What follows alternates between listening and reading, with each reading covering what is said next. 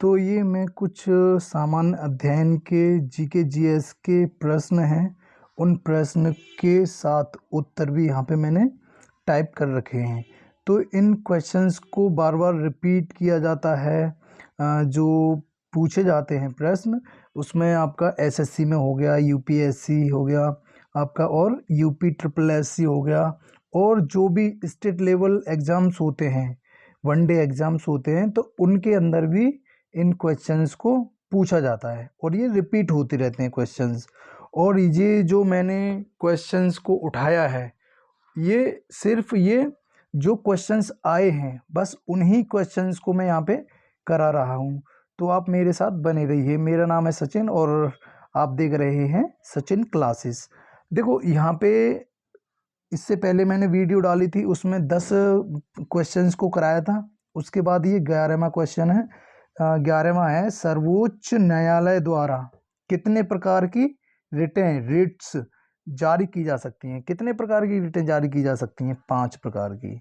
अगर आप रिटें की वीडियो देखेंगे तो मैं जो रिट्स हैं 5 प्रकार की होती हैं, इनके बारे में भी एक वीडियो बनाकर डालूंगा, तो आप उसे देखना। अब इसके बाद आपका आता है मौलिक कर्तव्य। ठीक है, जो मौलिक कर्तव्य हैं उनकी संख्या कितनी है? जो फंडामेंटल ड्यूटीज़ हैं उनकी संख्या कितनी है? उनकी संख्या 10 है। ठीक, अब इसके बाद नेक्स्ट क्वेश्चन है हमारा, जो भारत के 13वां क्वेश्चन है, भारत के नियंत्रक एवं महालेखाकार की टिप्पणियों पर कार्यवाही करने का अंतिम उत्तरदायित्व किसका है? तो अंतिम उत्तरदायित्व किसका है? हमारे जो राष्ट्रपति हैं, जो भारत के राष्ट्रपति होते हैं, उनका अंतिम उत्तरदायित्व होता है किस पर?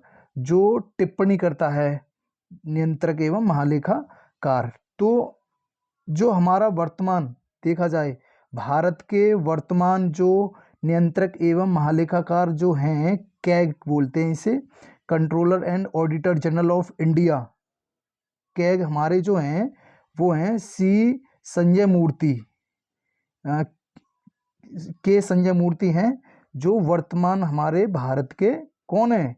कैग हैं, नियंत्रक एवं महालेखाकार जो हैं हमारे कैग, वो हमारे के संजय मूर्ति हैं वर्तमान में।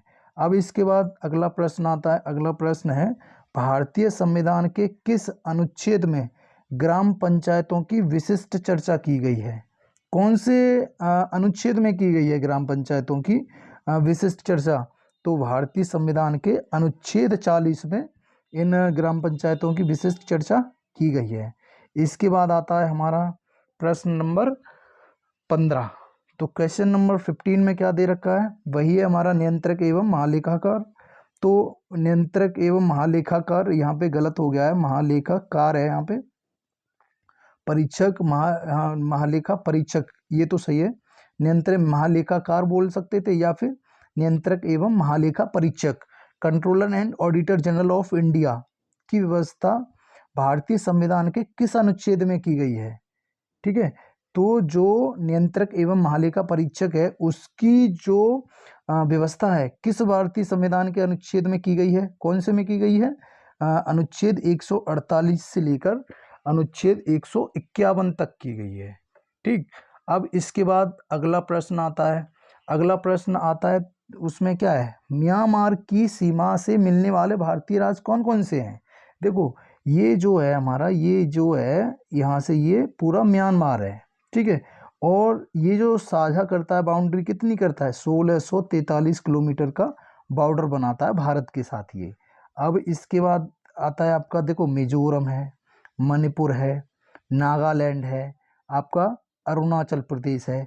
इन 4 राज्यों से यह अपनी सीमा बनाता है। कौन कौन से हो गए आपके? देखो, मिजोरम हो गया, मणिपुर हो गया, नागालैंड हो गया, और आखिरी आपका अरुणाचल प्रदेश हो गया, यहाँ पर अरुणाचल प्रदेश। अब इसके बाद आता है 17वां क्वेश्चन। 17वें क्वेश्चन में क्या आता है? भारत की सबसे लंबी सुरंग किस राज्य में है? जवाहर सुरंग। ठीक है, जवाहर सुरंग कौन से राज्य में है? भारत की सबसे लंबी सुरंग जवाहर सुरंग किस राज्य में है? जम्मू कश्मीर में है। ये हमारी जो जम्मू कश्मीर में सुरंग है सबसे लंबी भारत की। अब इसके बाद आता है 18वां प्रश्न। 18वां प्रश्न में क्या दे रखा है, यूरोप और अफ्रीका को कौन सा जल डमरू मध्य अलग करता है। तो ये हो गया हमारा यूरोप और ये हो गया हमारा अफ्रीका।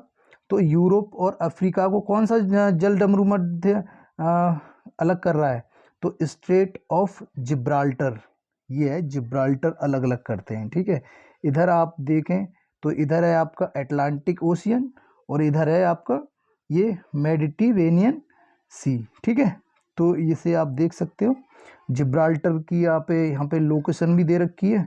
ठीक, अब इसके बाद आता है 19वां प्रश्न है।